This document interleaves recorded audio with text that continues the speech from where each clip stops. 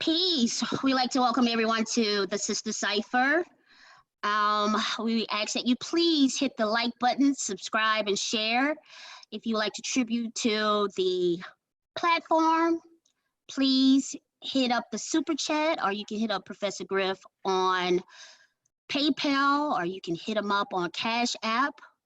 Again, we'd like to welcome everyone to the Sista Cypha. We have tonight with us Carrie, Cat Boogie from the Bronx, and yes, we have blessings. Scorpio 16. Ladies, you want to say hello to the chat room? Blessings, my SSSM family. Peace and blessings. This is Scorpio 16. I am back. Good Yes, to be she back is. and Yes. ready to hit the ground running. So let's attack this topic, ladies.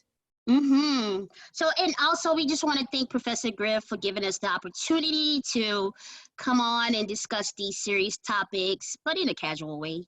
So, ladies, there has been a lot of drama going on on the Christian front. And so recently, Kirk Franklin, obviously he's been in the news lately because basically of what happened at the Dove Awards. And so I'm going to read some things, but I do want to get your take on it, ladies. He's been protesting and said that, you know, gospel artists, particularly Black gospel artists, should not support the Dove Awards anymore. And so I just want to read this for you guys, and then I want to get a take from you on what's your thoughts. So it reads, gospel artists joined Kirk Franklin in his boycott of the Dove Awards after his acceptance speech was edited.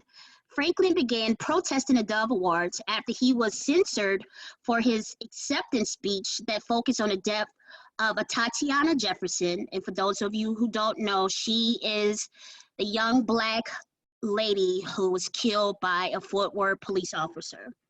And so basically he was, you know, having a speech about police brutality and the killing of a Tatiana Jefferson. And so he goes on by saying, Kirk Franklin is receiving support from fellow Christian artists, including Lecrae, Mandisa, Jonathan McReynolds, after announcing he was boycotting the Dove Awards. Franklin accused the Gospel Music Association's Dove Awards and the conservative Christian Trinity Broadcasting Network of editing out his comments about police violence during his 2016 and 2019 acceptance speeches. The Huffington Post noted that the 49-year-old says he refuses to participate in any other shows affiliated with the Dove Awards.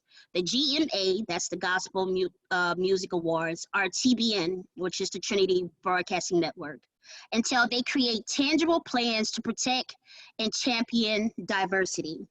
So later in a post on Instagram, Franklin addressed the matter saying, I ask everyone in the audience and those viewing to join me in prayer for not only Tatiana's family, including her 8-year-old nephew who witnessed the killing, but also for the family of the police officer.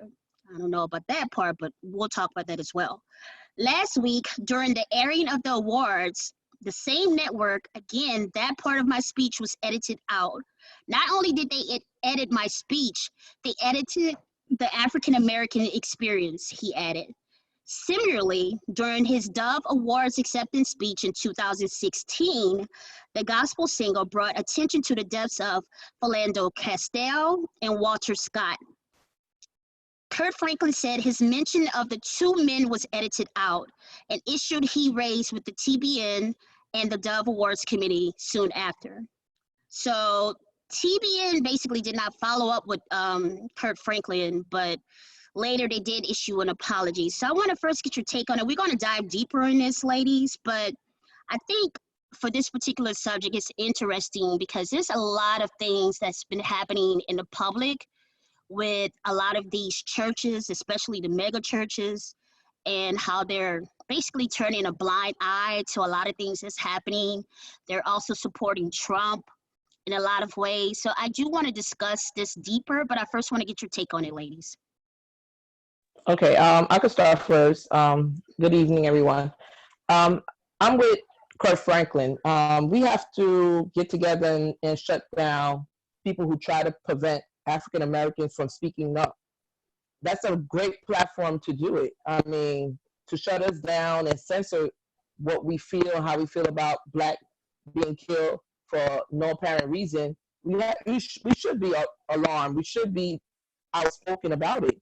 There's no way that you can tell us that we are being controlled by the media and they have control over what we can say, how we can say it. When it comes to uprising of Black people, if Christianity or the gospel award wants to speak about it, that might be what we need in order to reach certain group of masses. I mean, not all of us are religious, but those that are, they might be able to remember Martin Luther King and a whole lot of these revolutionary people started from Christianity, and they were able to gather all these people in order to fight a cause. So to censor and keep us from speaking out about things that affects us is totally wrong. I'm against it. So I am with Kirk Franklin. We should never turn the other cheek when it comes to our existence, to what happens to us, to how we feel, how we being mistreated. Agreed. So I'm with him 100%. Mm-hmm. What's your take on it, 16? I absolutely agree with what Carrie is saying. Kirk Franklin, he brought forth an issue that he was passionate about, which a lot of us are passionate about when it comes to our people.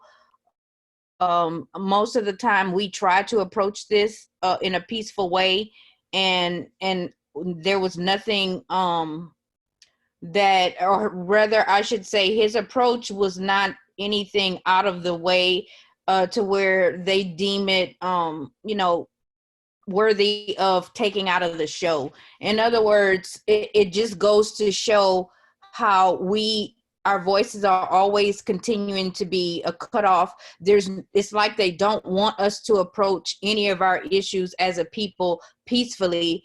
They want us to be in an uproar all the time. By nature, we are a peaceful people, which is why we always try and forgive. Not try. We are a forgiving people, which is why we are still fighting oppression today. And so this just goes back. This is just one of those incidents, one of millions of incidences where clearly our voices are not being heard. Our voices are being silenced, and he did this he went about this the right way. Kirk Franklin, he said it in a speech. It's not like he was derogatory in his speech. Why not allow it in? Why not allow him to give a voice to this young lady who lost her life for no reason at all? And so, yes, I absolutely agree with Kirk Franklin in this, and I stand with him in this matter because, he went about it in a peaceful manner, and it ruffles my feathers because every time we try to take the peaceful approach, it's like it brings out the worst in us, because it's like they want us to be aggressive. You know what I'm saying? Mm-hmm. And then when we get aggressive, that's Absolutely. The reason to pull out the gun, and then they can justify why they're killing our people in the streets. You see, it's just it's an effect that it's like a domino effect. It's constantly happening. And my thing is, well, I guess we'll get to that further down. I don't want to jump the gun just yet, so I'm going to stop right there. Okay. So, honestly, I appreciate what he is attempting to do, right? Protest, and how he's basically trying to bring to the forefront about Black women and men being killed. I think where I take issue at is the mere fact that this happened to him before in 2016. And here we are again in 2019, only 3 years later, and yet they have done this to him again. And my issue with that is, you know how the old saying goes, fool me once, shame on you, fool me twice, shame on me. Like it's like, at what point are we going to stop begging for a seat at the table is what I'm getting to. It's like, you know, why can't we create our own shows? You know, why do we have to keep asking master if it's okay to do something, and then we get upset or mad when they basically, you know, they prevent us from having a voice. It's like if we had our own, we wouldn't have to worry about being censored or edited or somebody saying, well, you can't do this on our show. You know what I mean? Like that's my take on it. Yes, I appreciate the fact that he is protesting, but on the flip side, it's like, dude, this just literally just happened to you before. Like, what is it going to take for you to wake up and stop going to these shows? Like, at what point are you going to wake up? And it's not just him. It's a lot of people who voice their concerns, they protest, and they're basically muzzled because it's not their show, it's not their platform, it's not, they don't have ownership in this. And honestly, it's like, you know, in the words of Byron Allen, it's time for us to burn the knee pads. Like, we have to stop kneeling and just being so damn docile and humble, and we have to take what's rightfully ours, in my opinion. Like, that's just my take on it. You know, what's your take on it, ladies? I mean, am I too far? I want to actually add to what you're saying, because I feel that way, and because Quan, you know, that is I have a personal experience. I'm going through that right now personally with, you know, in my life with as far as my employment is concerned. So, you know, I did take a stand, and that stand cost me some things. You understand what I'm saying? And so I think that's why some of our people choose to remain docile, because when you're faced with you know, with two choices, you know, you have your left hand, you have a choice in the left hand, and you have a choice in the right hand. You know, do I just sit down and take what's being given to me, or do I take a stand for what is right? Even though I know taking a stand for what is right may cause me to be ostracized, okay? And I call that the lone wolf syndrome.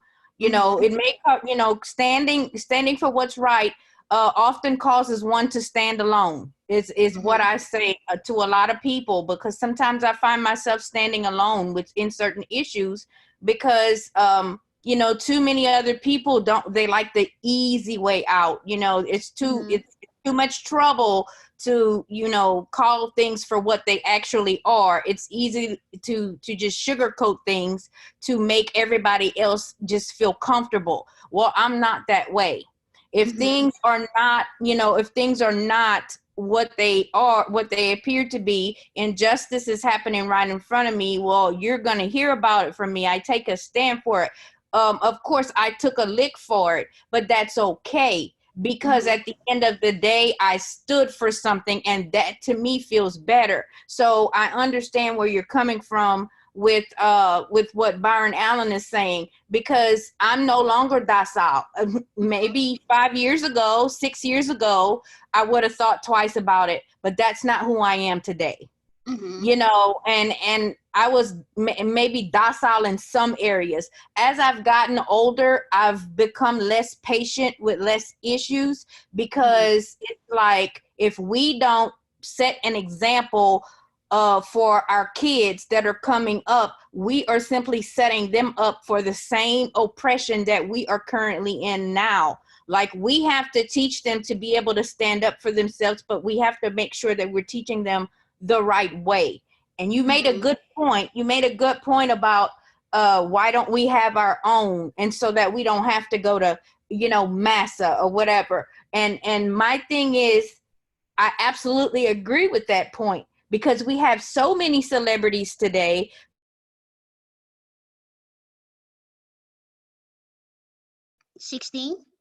Studio that he just opened. Am I correct? I mean, he has all this money, has all this going on. Okay, you have all this money. Why are you not uniting with the people on the ground to try and help, you know, fix our communities? Or I guess I know the answer to that question. You know, it's kind of like a catch-22, but I understood where you were coming from. But it's such a big gap between you know, the rich and famous and us is what I'm saying. I guess what, Yeah, I mean, go ahead, baby. hello, No, you go ahead. I totally, it's fine. I totally agree. If this happened 3 years ago, my only question was there a protest? I had no idea this happened in 2016. I also I want to question Kirk Franklin. What's going on behind closed door? As you stated, 16. Are all the musicians and artists, and are they getting together to actually shut down this award? Because if they did it to us 2016, then you're right, Quan. Why do we keep running back? Because it takes a lot of money to get these productions, these shows going.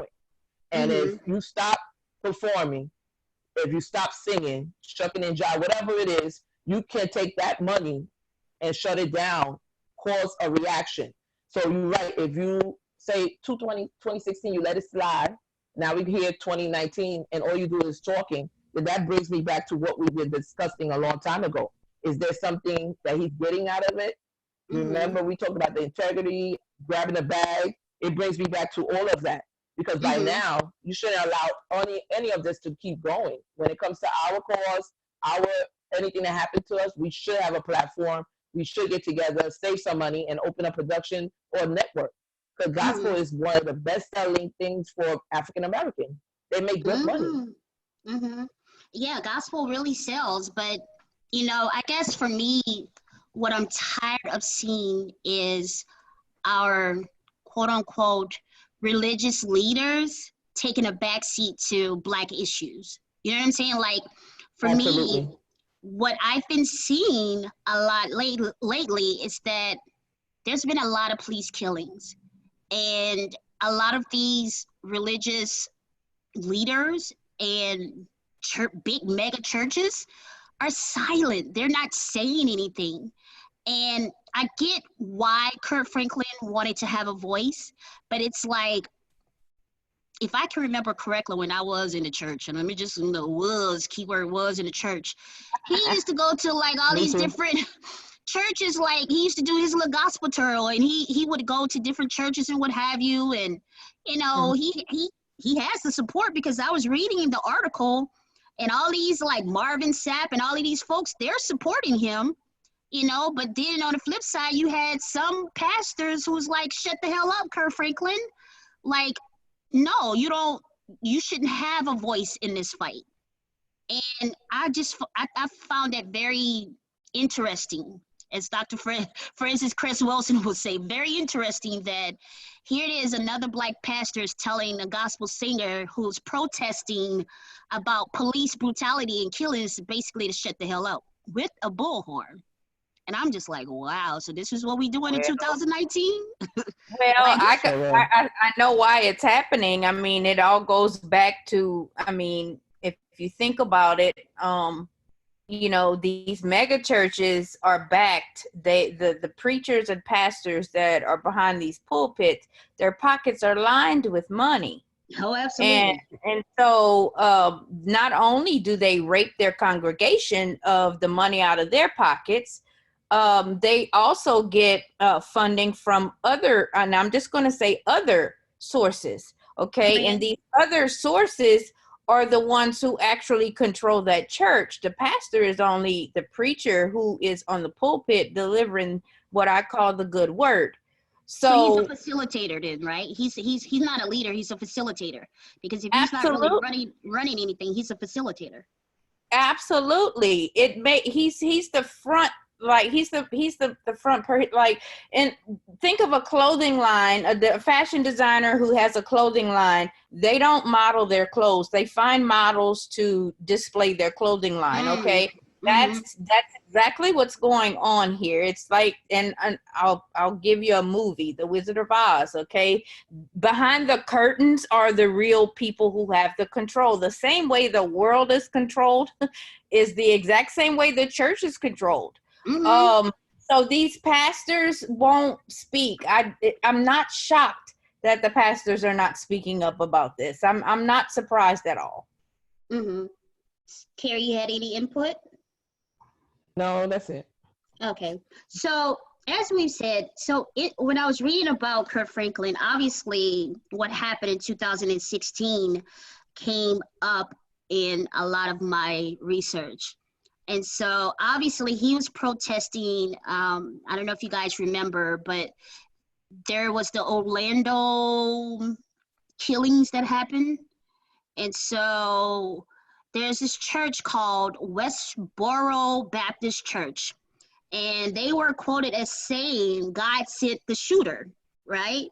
And so Kirk Franklin obviously had a conniption. He was just like, nah, like, he was quoted by saying, whoever your pastor is, he's the dumbest, most hateful, ignorant man to ever lead any church. And there is no form of godliness in this act, and a continuation of why the world sees us as hateful and judgmental.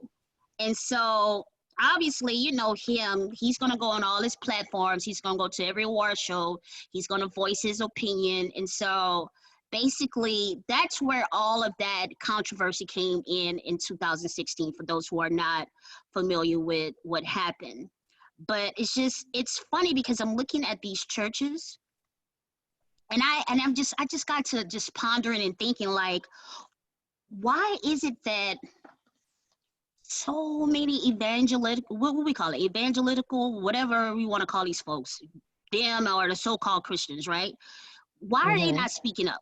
Like, I know I briefly touched upon it, but I really want to dig into this, because if you are supposed to be the body of morale, right, or morality, like, why are you not speaking up against this, whether they white or black? Because at the end of the day, sin is sin, right? I mean, that's what the Bible says. There's no one sin greater than the other. Sin is sin. So if you see this injustice happening, you know, why are they turning a blind eye? If anybody else should be speaking, it should be the church. They should be the very first people to speak out. Yes, on the flip side, they are seen, just like Kirk Franklin said, as being judgmental and super hypocritical. But at the same time, okay, you're supposed to be the voice of reason, right? So why are you not speaking out about this? Why? I actually have 2 points to make there.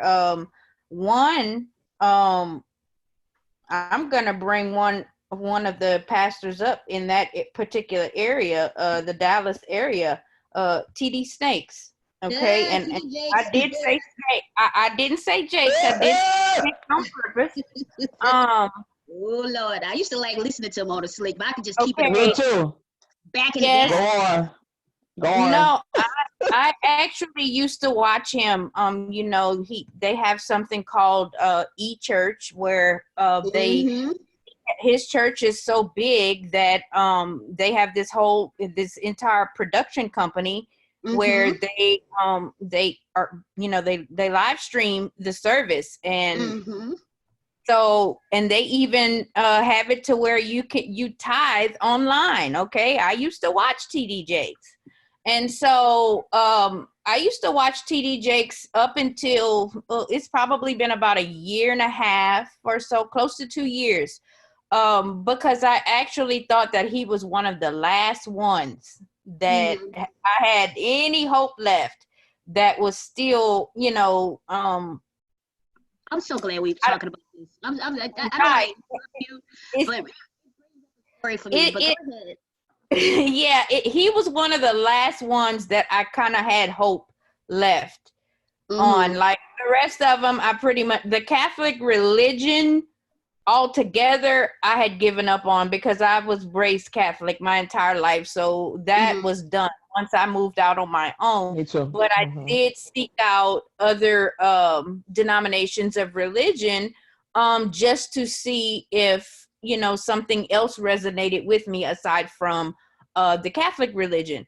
And, you know, I would listen to TD Jakes because he's, to me, not just a pastor, but a motivational speaker, like, especially in the mornings. When I say my morning affirmations, I could always listen to a short clip from TD Jakes, and it would just energize me for the morning and get me off to a good day. And you know, I did a little bit of homework, and sometimes, you know, I do so much research and I read into things and study things, and and it's like, once I learn about something, it's like, okay, I can't unlearn what I just read. I can't unsee what I just saw. I can't unhear what I just heard. You know, and it really disappointed me when I found out how scandalous TD Snakes really is. And No so, doubt. you know, it really, that really just put the nail in the coffin for me, as far as listening to these pastors and these preachers, whatever they want to deem themselves. So it's like, you have this mega church pastor in the same area where you recently had the trial and sentencing of this cop who shot a young black man.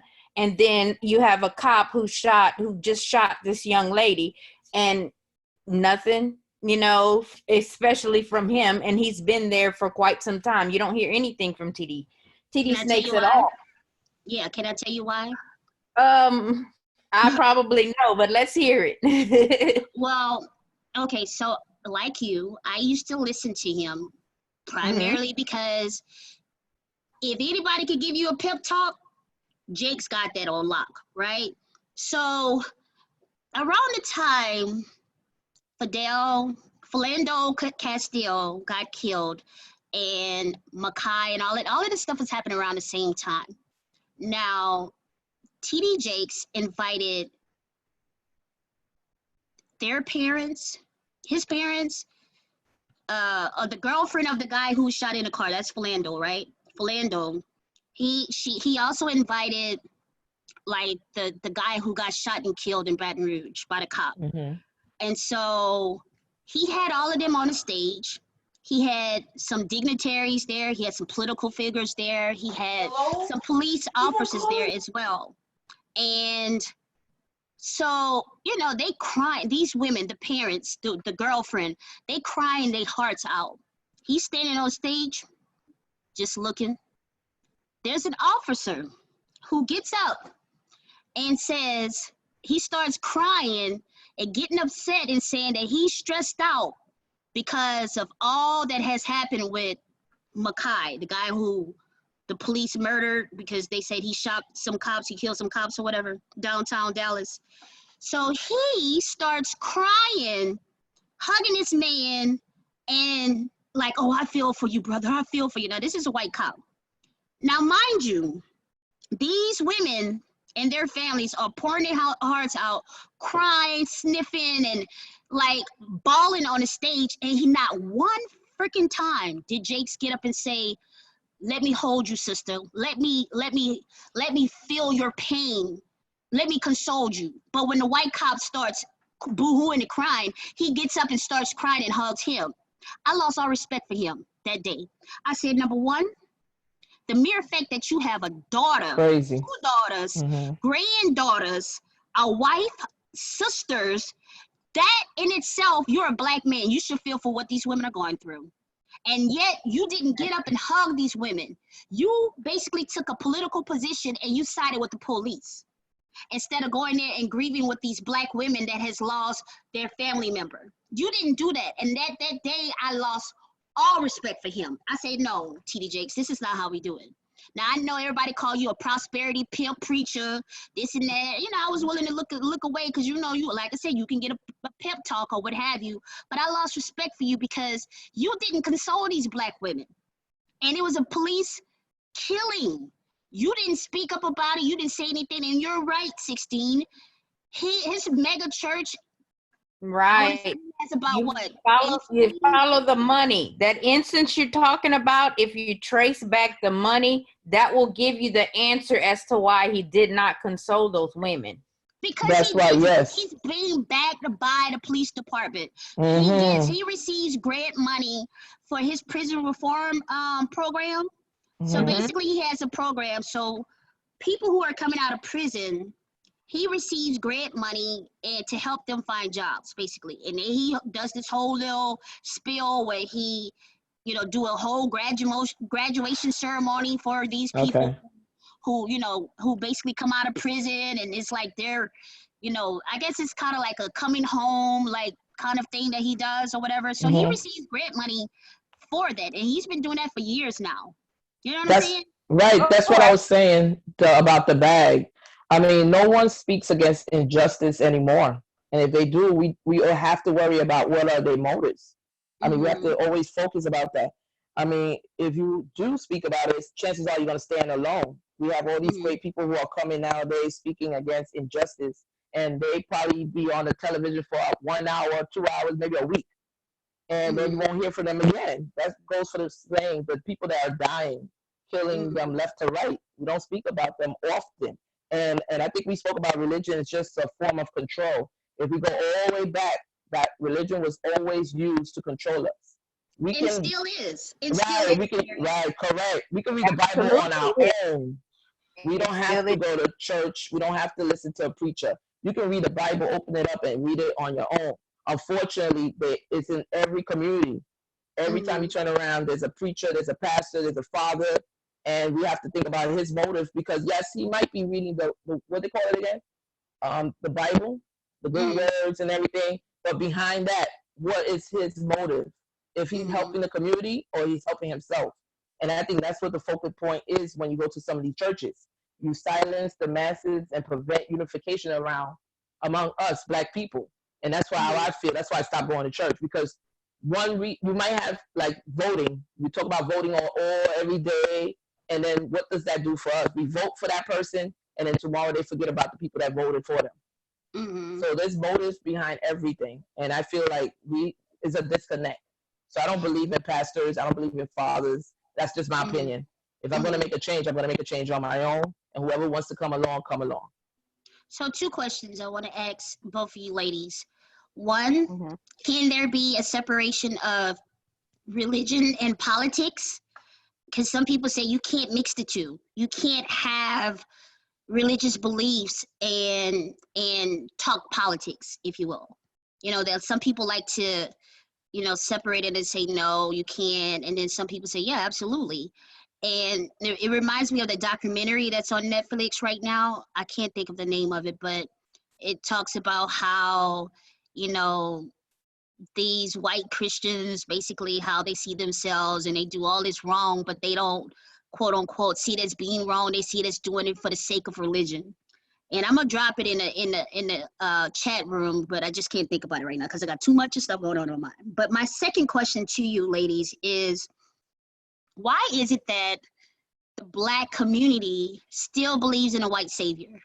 I just want to know that, like, because you go in most churches, right, and you see white Jesus on a wall, on the ceilings, on the wall, outdoors, in their decorations, on their fans, on their little church fans and everything else. You see white Jesus with his hand up.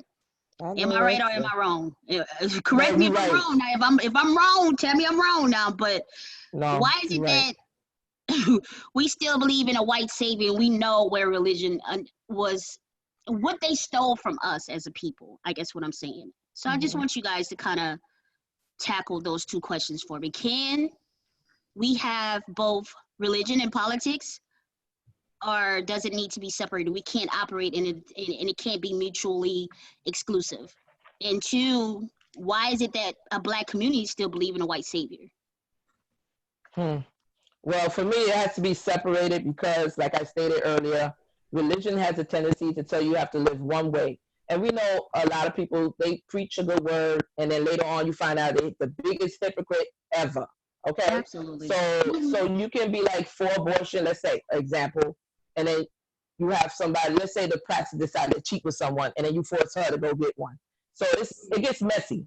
So for me, it has to be separated. As for in my home, I have a black Jesus hung on my wall. So I Okay. know for a fact he is not white. And I don't know if Mm-hmm. anybody else on this chat is going to say otherwise.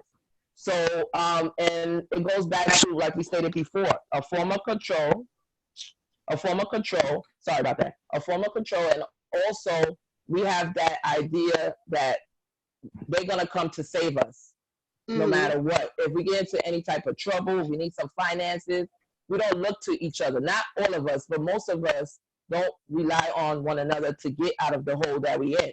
We rather believe someone that doesn't look like us, a lot of us, to help us get out of that trouble, to help us financially. When we start to stick together and realize that we can, look towards each other for help, support, guidance, then we will be self-sufficient. Until then, we're going to always believe that that white person that's on that wall in that church is the person that gave us life, is the person that gave us life to be who we are. And that's not the fact. The fact is it was a black man, and he told us, or she told us what to do, how to do it, and it goes from our ancestors. So that's my taking in regards to that. I don't believe in anyone else besides my people helping me, because we will always identify. We can never identify with that white man or that white woman. They will never, never understand what we've been through and what we have gone through to this day. Absolutely. So before you chime in, 16, I do have a question for you, Carrie. So just like he was protesting, you know, the police brutalities and the police killings, honestly, we are almost forced to some extent to kind of have this forgiveness about us. Like we should, like with the case with the John Botton case, where the family was like, oh, we should just forgive them, forgive, even though they killed my son, is forgive. And I guess my question to you is, is that something we should do?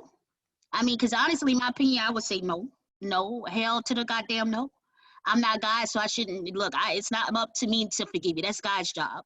So like, is it on us to kind of have this mentality as a Christian? Because a lot of us are Christians, right? A lot of people in the Black community are Bible thumping, you carry the biggest Bible around, got a Bible in the car, Bible in the house, Bible at their job, Bible everywhere they go, but they have this mentality because Jesus says you must forgive in order to be forgiven. No, forgive in order to be forgiven. Isn't that not in the Bible? Somebody correct me if I'm wrong. No, you're if right. I can still remember correctly, but it's like they have that kind of mentality. So do you think that's something that's been indoctrinated so deep in our brains that we kind of fall straight to constantly forgiving the people that are killing us and enforcing police brutality on us? No, you're absolutely correct. I mean, we have a tendency to forgive those who have harmed us the most. I don't know why is that. I'm totally opposite. I mean, if you do something to me, obviously I'm going to be like, come on now, back off. I have nothing to do with you. When it comes to religion, unfortunately, sadly, this is what they have brainwashed us to believe, that we have to say, you know what, turn the other cheek, look the other way, forgive the person who did wrong to us. But you can forgive, but you don't have to forget. Come on. That's when it becomes dangerous. It's like you can forgive if you want, but you cannot forget what has been done to you. Because if you do, guess what? It's going to keep going. It's a cycle. And you have to break the cycle. You have to break that. You call it a cycle, I call it a curse. Yes, a curse. Right. Curse, cycle, everything. All of the above. What's your take on it, 16? Like, what's your take on it? I have a lot I can say, but I'm gonna keep it kind of short. Let me see how I can condense this down. To address the question of separating religion and politics, I don't see that happening anytime soon. Because of the way this country was designed, or how it was, the grounds and the basis for which this country was founded upon, it's difficult to even see the separation. Now they'll make us believe that there's clauses in place to that designate a separation between church and state. But they still have their ways, their back doors of getting into things, because the world is a stage, okay? And we are simply characters on that stage. We don't always know what roles we're going to be playing at any given moment, which it keeps us at a disadvantage. Like, we're literally walking around the majority of the time blindfolded because we don't know which character we're going to be playing during whatever time. So as far as that question, I don't think that religion and politics are going to ever be separated in this country. This country needs a complete overhaul for that to even happen. You know, the thing about following the money, or, you know, follow the money and you will find out who has the control. Mm-hmm. You know, when you look back at the works of, let's say, for instance, Jordan Maxwell, you know, and you think about the three cities in the world who pretty much dominate the world. DC has military control, the Vatican, religion, and London with the money. And it's so, you know, religion's still there, you know. It's so I don't think that it's ever going to be separate. I don't know. I think this everything would have to completely collapse for that to take place. Now, to address the other part that you guys were just talking about, I went quiet for a second because I went through my library to go and pull a book. And I want to share this with everybody in the live stream. That this is a very good book to read if you want to gain a better understanding of how religion has kind of kept a lot of our people, and still has a lot of our people enslaved mentally. Okay, the name of the book is called The Religious Instruction of the Negroes in the United States. And I'll put a link in the chat tomorrow, or whenever we go live, whenever this live is premiered. Yeah, whenever it premieres tonight, I'll put a link. I ordered this book on Amazon a few months ago, and it really breaks down how they use religion to pretty much program us. And you know, it's a tough book to read, but it does give you a very good understanding of how, you know, why we walk in the indoctrination and the enslavement of and why the elders in our communities are still, you know, clinging on to the idea of church, why they're still clinging on to the idea of and I don't want to sound offensive, but Sky Daddy Jesus, and, you know, all of that. Like it really does a good job of breaking all of this down. And I don't want to give a bunch of the points away, but this is a very good resource, and this book is very cheap. I think this book was less than $10. Yeah, it was this book cost me $6, and has a wealth of knowledge. This book was written by Charles Colcock Jones back in the 1800s, and then they've so it really breaks down how they used religion, and it's very strategic how they use religion, and you'd be shocked at how they use the way they use religion back in the 1800s is the same exact way that they're using it today. It hasn't changed much. That's why, and it basically explains why our people are so easily they forgive so easy, you know, and I'm going to be the first to tell you, I forgive people, but I forgive people who hurt me for myself. Okay. But when someone does harm to me, I'm done with that person. Like, you're done. The forgiveness is to lift the heaviness from my heart. But I'm totally done with a person when they've caused harm to me or my family. But this book does give, when I tell you, a wealth of knowledge in regards to understanding, if you want the backstory of how our people were enslaved in the mind by the use of religion. This book will help you understand that and break it down for you. And this book actually applies to religion as you see it today. Like, this was the best $6 I spent on a book. And again, the name of the book is called The Religious Instruction of the Negroes in the United States. So there was a well mapped out plan of using the slave Bible and religion, you know, to keep us in place. And, you know, and I want to add another thing with Kirk Franklin before I forget. You know, there's a lot of things going on, and I hate to bring it to the forefront, but it needs to be talked about. There's a lot of distractions going on right now. And you know, Trump he's in the hot seat right now. And, you know, and I don't watch the stupid box much, okay? And that means TV. But I do try to keep abreast of what's going on. The reason I now pay attention to politics is Donald Trump, okay? I didn't really pay attention to politics until we had this fool get elected. I did kind of pay attention during the Obama era when the middle class started taking a hit. I started noticing, but I really took notice of politics when Trump took office. And there's a lot going on with that situation, but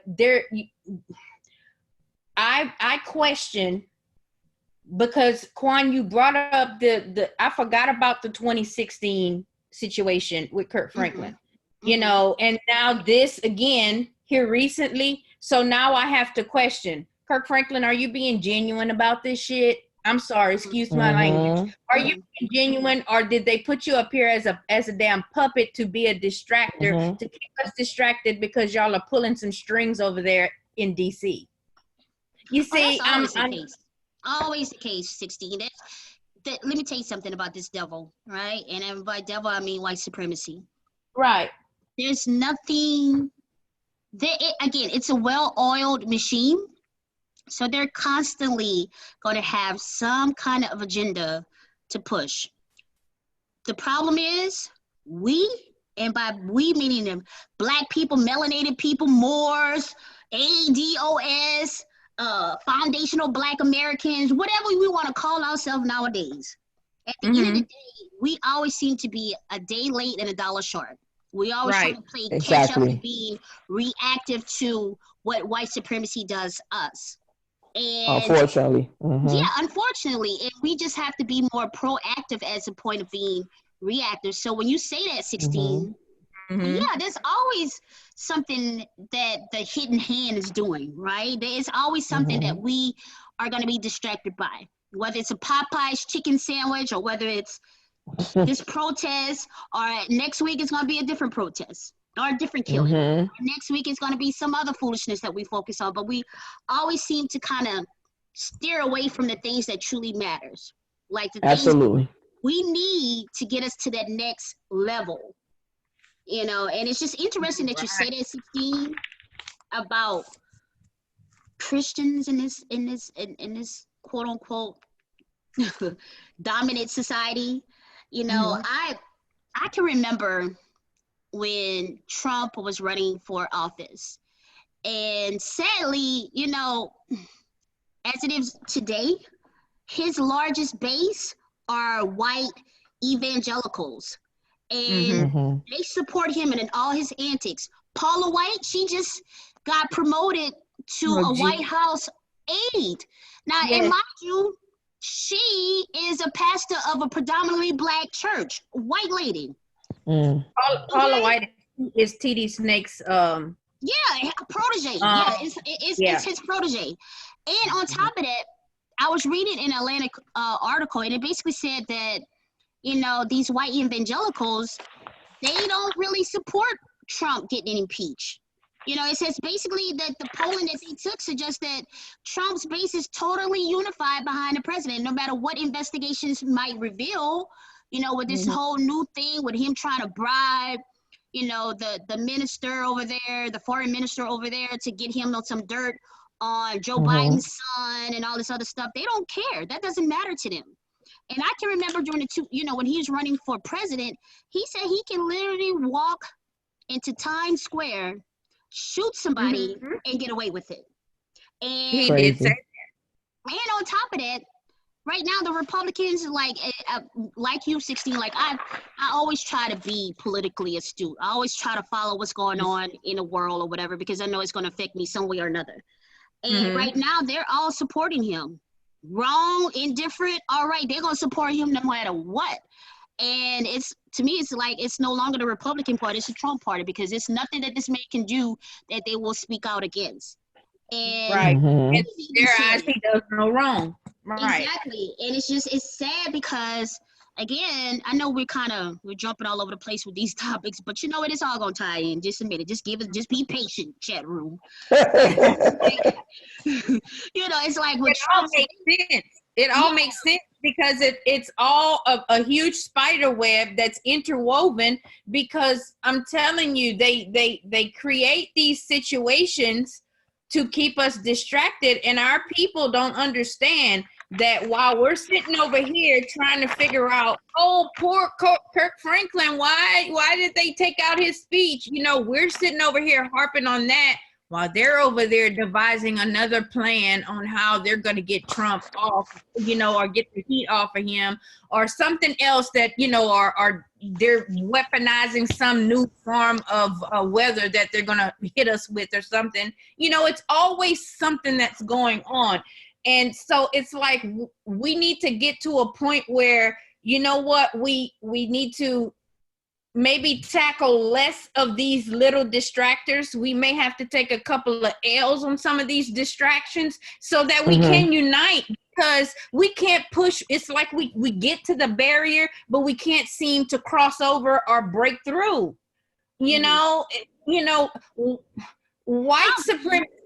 White supremacy knows. They know that if we gather together and we unite and we come together as a united front, it's over for them.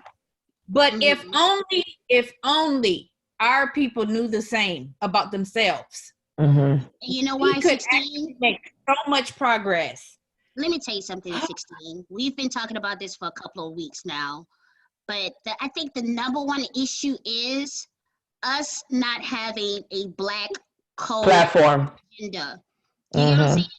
It's like we don't have the mindset that we're, like you said, unified, have we are all on the same page, wrong, indifferent, and again, I've said this 100 times, I'm going to say it again until it bleeds through and it gets through to somebody. Right. One thing I can give white supremacy credit for, if I can ever give them credit for anything, they remain united no matter exactly what. There is that stay on code. Stay on code. Right. And I want to interject. 16, I understand what you're saying, but that's what they want. They want us to pick and choose what topic are more important to us. We have to we can't allow them to tell us which topic is more important, because what might not be important to you, sister, might be important for someone else. So collectively, whatever affects us as a community, we should put it out there. That's what they love, to divide us, to make us pick and choose. Yeah. And I'm not going to allow that to happen. I absolutely agree. Right. I absolutely agree with that. But we have to pay attention to what exactly, if we could be more vigilant in figuring out, I guess we would have to close the gap in figuring out how long, what exactly is this distraction meant for? Like, what else is going on? In other words, if we can unite, we can have a group over here. Okay. In other words, we need a plan. Okay. We can have a think tank that's over here tackling this situation, Carrie, while we have boots on the ground handling something else, you see, but we need a plan for all of that. Like, I'm not saying dismiss, our issues that we have as the people, but we need a plan. And without a plan, there's nothing, because white supremacy has a plan, and they have a plan. They have a backup plan for the plan just in case it fails. You understand? That's right. Yes, they absolutely. Yeah. Now, wait a minute. I will say this. Let me just say this.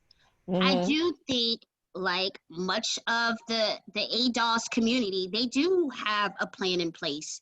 You know, there are some Black leaders, and well, I don't want to call them leaders because, you know, anytime you call somebody a Black leader, they try to do, like Byron Allen says, they try to demonize them. They try to discredit them. Right. They try to, you know, they try to do all of those things to kind of, you know, tear them down or if not destroy them. But I will say this, it's like there are plans in place. The problem is we just have not united and got all on the same page so we can be on code like everybody else is. You know, when it comes to immigrants, they're on code. When it comes to white supremacy, they're on code. It seems like we're the only group that's basically operating without a head. Like they said, a chicken running around with their head cut off. And we seem to be, yeah, we seem to be in that kind of mindset. Like we're not thinking this thing strategically. And I think if we can get to that point, they know we're unstoppable because one, they can't beat us. They cannot beat us on a level playing field. And I believe that wholeheartedly. They cannot be. The problem is distractions, like Popeyes. Right. We've survived everything. We've survived everything that they've put us through, you know, and our race is still here. You know, as much as they want to call us minorities, we're not the minority. We're the minority by mindset, but we're not the minority. And, you know, we're the dominant race here, but we're an oppressed people. Absolutely. But we're the dominant race, and our race is going to live on after everybody else is gone. You know, it's just that we have to get it together. We have to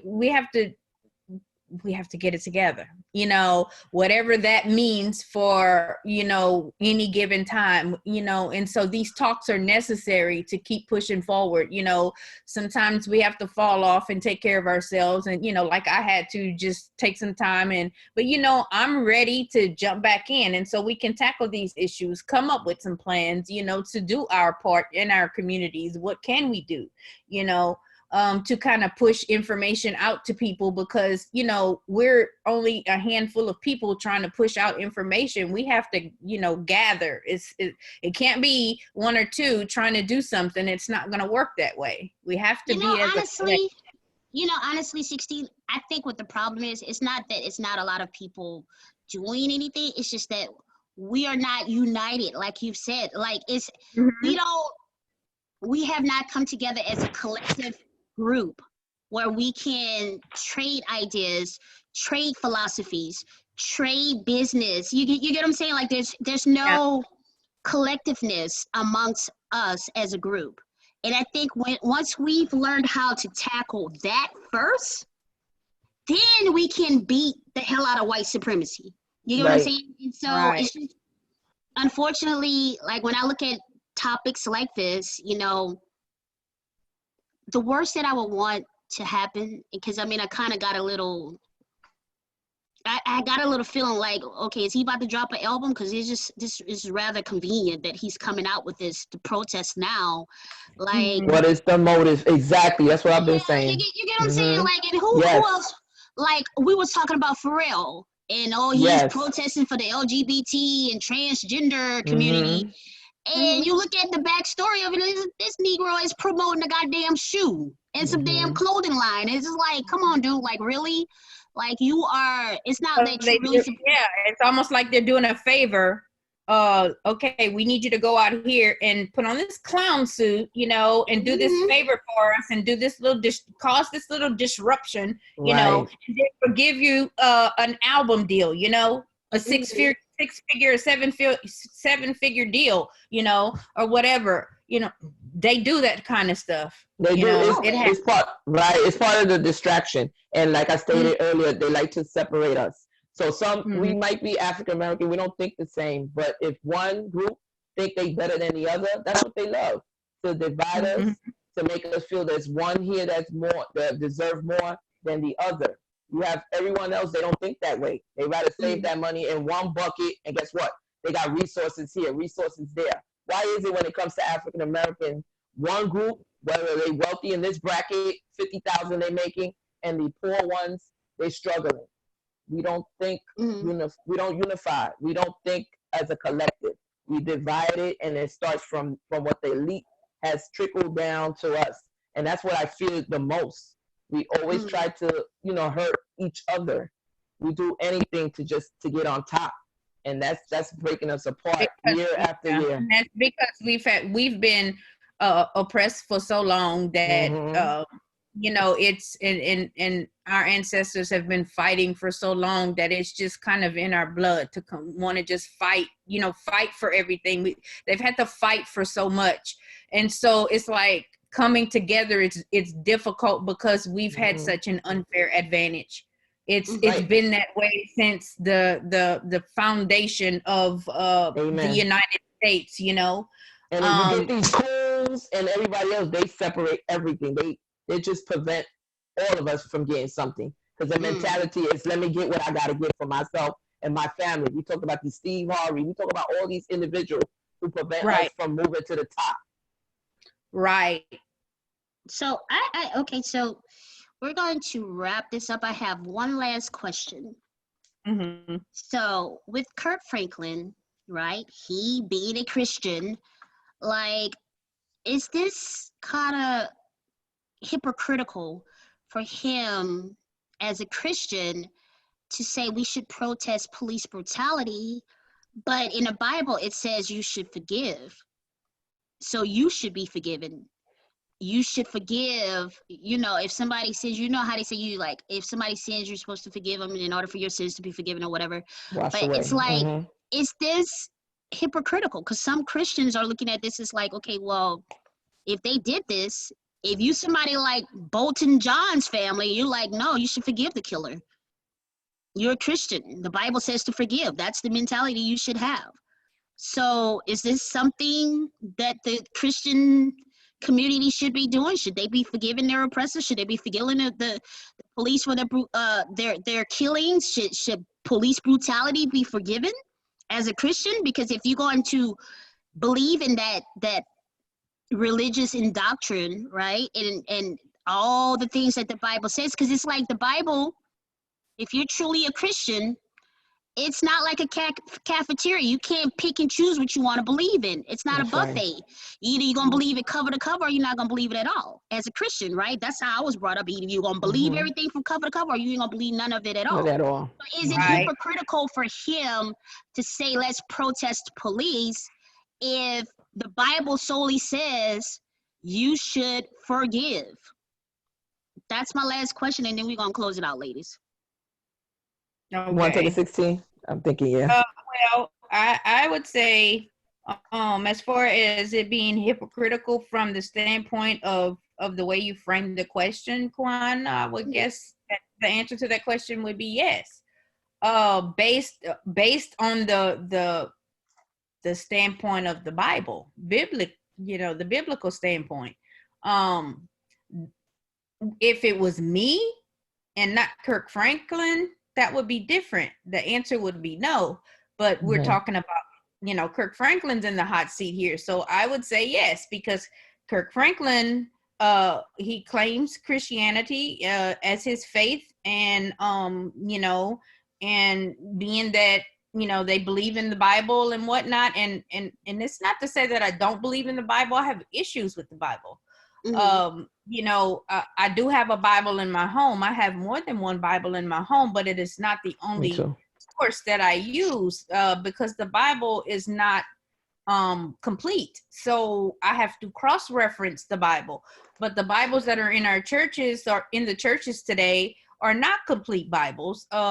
So there are lots of hidden things that our people don't know about. Now, do the pastors on the pulpit know about the things that are missing from the Bible? You bet your bottom dollar they do. But are they going to tell their congregation? Absolutely not. The only reverend that I think ever tried to teach their congregation about those things would be Reverend Ike. And I would tell people, research Reverend Ike and just watch some of the old videos, listen to some of the audio of what Reverend Ike was trying to teach his congregation before he passed away. But since his passing, I don't think there's any other pastor after him that has tried to teach their congregation the truth, so to speak. The rest of them, if you ask me, are nothing more than snake oil salesmen. You know, Yes. that's that's it for me. So to wrap up my response, as him being hypocritical, absolutely, because you know, as a Christian, you're supposed to forgive. What I forgive, I would forgive again. I would forgive for my own well-being, but that would be, it's not the same type of forgiveness that we're talking about here. You know, Right. the forgiveness piece, the way it was given to our ancestors and the way that it's being taught in the church is the reason why Botham Jean's brother came off of that stand and hugged the woman that shot his brother to death. Okay. The Bible and religion is the reason why the black judge got off the stand and went to console a woman who killed a man in cold blood. You know, so I have my issues. I have my issues with all of that. So my answer would be yes.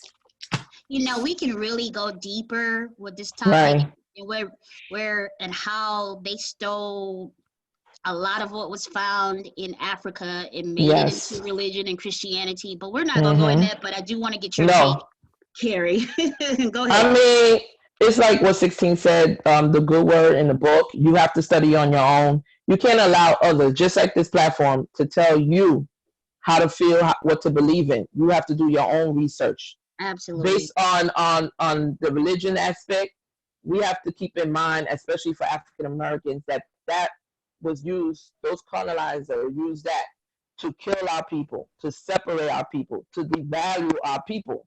So once you get, as a black person standing in front and selling things to your own kind, you are doing nothing but just killing your people. You just keep setting them back instead of forward. So if you securing your bag for yourself, shame on you. You said it, Quan. Shame on you. Shame on you. 1 time, 2 times. We have to stop, and it's like a cycle over and over. If we don't value ourselves, guess what? No one else will. So to use the Bible as a scapegoat to brainwash our people was sick in itself, and to continue using it now, he's a hypocrite. Well, you're right. You because again, slavery was justified in the Bible. Like literally, slave owners use scriptures in the Bible to justify them being slaves. You know, so this is a very touchy topic, and sometimes to be honest with you, if I can just keep a buck with you ladies, you 16, you Carrie, and the chat room, religion is one of those topics I like to kind of steer away from, because a lot of times it's a hot button. Yeah, it is a hot topic. It's a hot topic. It is.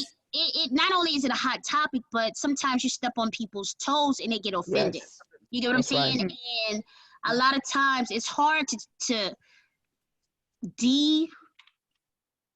well, I don't want to say, no, I'm not even going to use that word. It's hard to tell a person that, hey, you've been told lies for years about the truth in the Bible. I know some people in my family, as a matter of fact, that will beat your ass down if you talk about Jesus, okay? No, not yes, my I Jesus. have those in my family. Me too. Yes, Yeah, you can not my Jesus. Yeah, right. they will beat you down. Right. Yeah, they believe it wholeheartedly, and they go to churches where you got a white savior sitting on the wall, you know, and on the church fan where they fanning themselves because they hide with them stockings on, and the church hat and all this other foolishness. But it's just like, right. Wow. We as while a people, while the Pope is in Rome kissing the feet of the Black Madonna. Okay. Yeah. And I'm gonna have to drop the mic on that one, okay? Because the Pope knows the truth. But our people are over here looking at a pale-faced, blue-eyed savior. Long hair, yeah.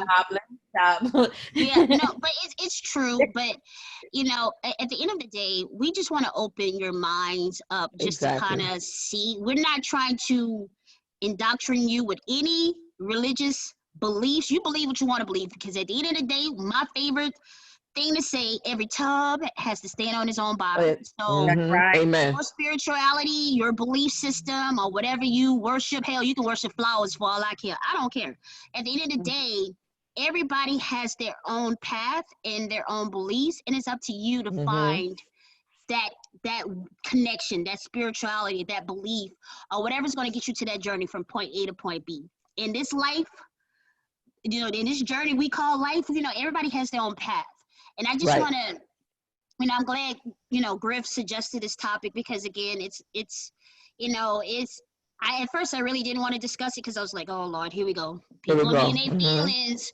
But it's good to talk about these things because we can really get to the gist of what the real problem is. Like why we were fed lies for so many years. Why is it that Kirk Franklin is quote unquote protesting and he's being a big ass hypocrite? Because if you're going to be a Christian, be a Christian. The Bible tells you to forgive. Okay, if that's what your belief is, Kirk Franklin, then if you're gonna walk the walk, talk the talk. That's right. Exactly. Right. So it's just like me. And on the other hand, no, I ain't forgiving shit. I don't believe. No, hell to the no. That's not my job to forgive you. That's God's job. I don't forgive your ass. You did wrong. You need to be accountable for it. Plain and simple. So that's just my take on it, ladies and gentlemen. Me too. 16 and Carrie, we're gonna close out tonight. I just want to thank everyone for participating with us again on this Tuesday night. We ask that you please hit the like button, subscribe, and share. Professor Griff, we thank you again. Ladies, you want to close out and say anything to the chat room before we get off? No, just keep open mind. We are not here to tell anyone that Christianity is not the best move or the best religion. We just want people to know, from my standpoint of view, that we can't allow other people that don't look like us feel our trouble, feel our pain, tell us exactly how to live our life. You have to do the research, find out what the book is all about on your own. You can never allow someone else to tell you exactly how to live your life. That's my opinion. Agreed. 16. Okay. And I'll just build on what Carrie said because she made some very valid points. Don't allow other people to tell your own story. We come here in this life and have this human experience with a clean notebook, and those pages are blank. So you come here to learn, and the lessons that you learn are going to be documented on those pages and in that book. So we give you this information. We have this dialogue, you know, to open your mind, not to sway you one way or the other, but to give you avenues to explore so that you can find things that will resonate with you. You know, not trying to convince you of one thing or another, but rather if we're trying to convince you of anything, it's more so to have an open mind to think for yourself and find things and discover things that will truly resonate with you, instead of just going with the flow and being force-fed something that doesn't sit well with you. You're entitled to question everything, something I never got to do as a child. I tell people all the time today, question everything if you have to. Amen. So, and I'll leave you with that. Question everything. All right, fam. It's been a Good night, pleasure. everyone. As usual, peace, sleep well, and we'll see you next time. All right. Peace and blessings. Take care.